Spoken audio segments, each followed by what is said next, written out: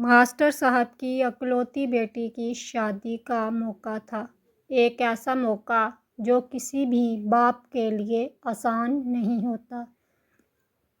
سب لوگ بارات کا انتظار کر رہے تھے۔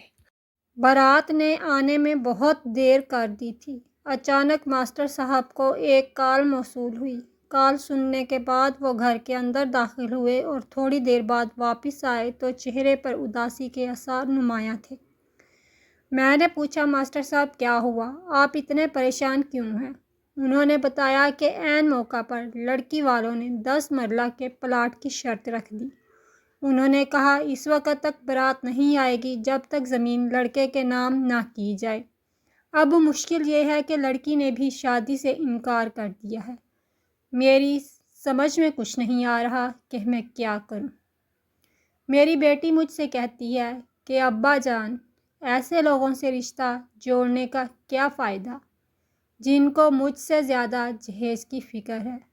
وہ لوگ لالچی ہیں اور ایسے لوگوں کے ساتھ زندگی گزارنا بہت مشکل ہے۔ بیٹی کی بات تو ٹھیک ہے مگر میں بھی مجبور ہوں۔ مہمان آ چکے ہیں، سب انتظامات مکمل ہو چکے ہیں، مگر اب یہ معاملہ پیش آ گیا۔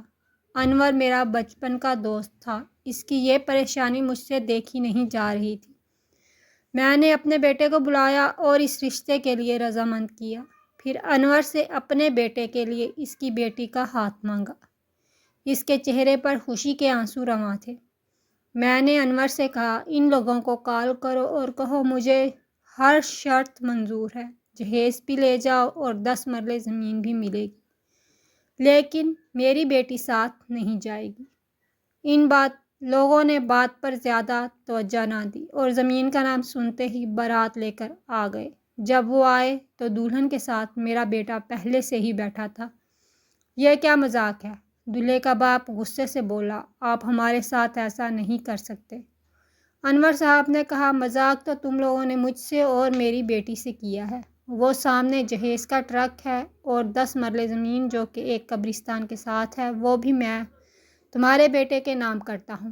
میں تم لوگوں کو خالی ہاتھ نہیں بھیجوں گا بلکہ راضی کر کے روانہ کروں گا۔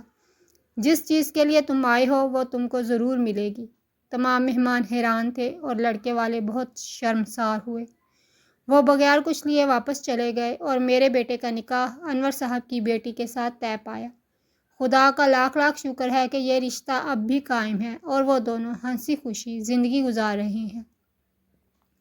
جہیز ایک لعنت ہے، اس بات کو اب سمجھ لینا چاہیے۔